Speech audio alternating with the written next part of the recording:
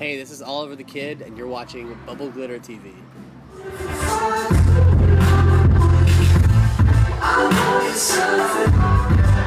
How do you feel being here at the first stop of the American Youth Tour? Feels good. It was a good first show. First shows are always like, you always have a learning curve, something that, you take to the next show and you go, okay, we'll do this better next time. But I thought it went really well. How did it feel performing for the LA crowd tonight?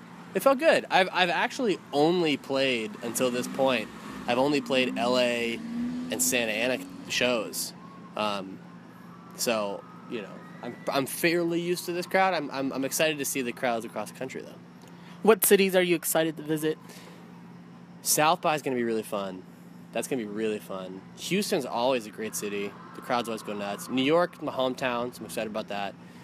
And actually, on an off day, we're going to New Orleans, which is where I went to college, so I'm excited to go there. How does it feel being a part of the lineup with on the American Youth Tour with Halsey and Young Rising Suns? It feels great. I've been friends with Ashley Halsey for years, probably over 2 years now. And so just to see her kind of rise to success has been great. And I just met the Young Rising Suns guys today, but we've been talking via social media about hockey and shit. So we're. Can you talk about the set list that you did tonight? Yeah, we start out with a brand new song that doesn't really have any release date yet, but it's just a real fun one. We love it a lot. We play Lucy, which a lot of people know. Not Going Home, which is a song that I have a lot of deep feelings about. And then tonight we played I Want It, which is a song that comes out on the 17th.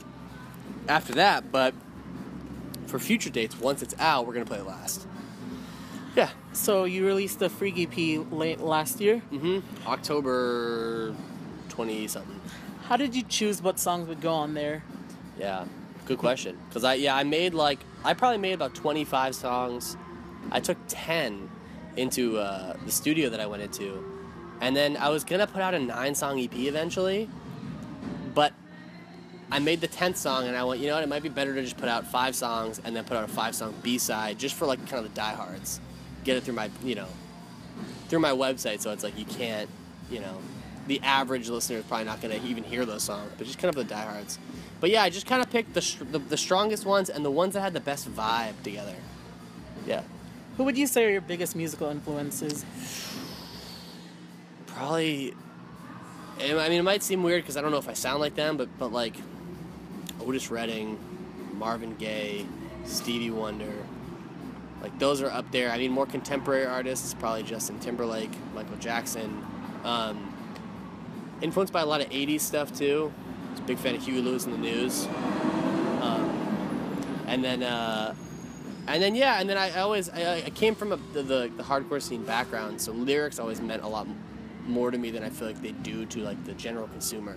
So I always tried to put a deeper lyrical content into my songs.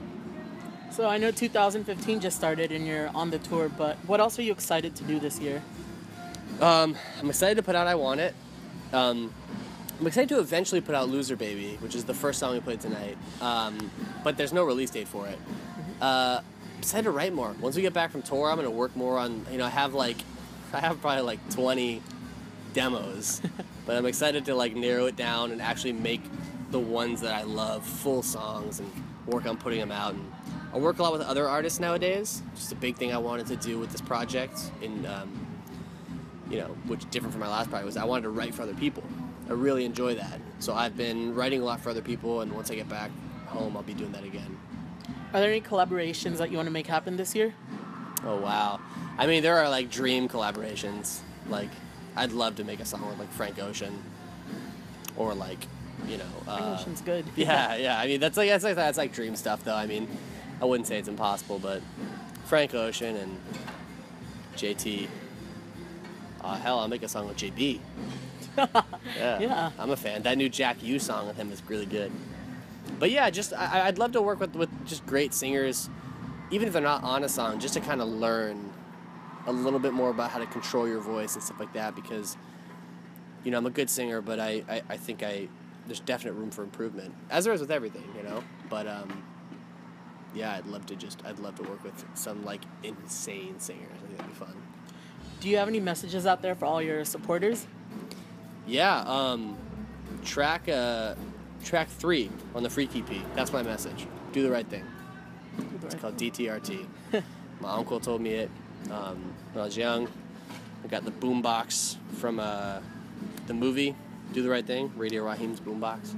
Yeah, that's what I try and live my life by, like, you know, just be a good person and be happy. And, you know, I in my mind, we all have one shot at this. So whatever's going to make you the happiest, do that. And do it for as long as you can. Never settle. Yeah, do the right thing. All right, and finally, do you want to share your social medias for our viewers? Yeah, sure. Twitter's probably my most active one, which is _Olivver, and Olivver has 2 V's in it. Pure gold on my Twitter. Yeah, Instagram's just Olivver, @Olivver.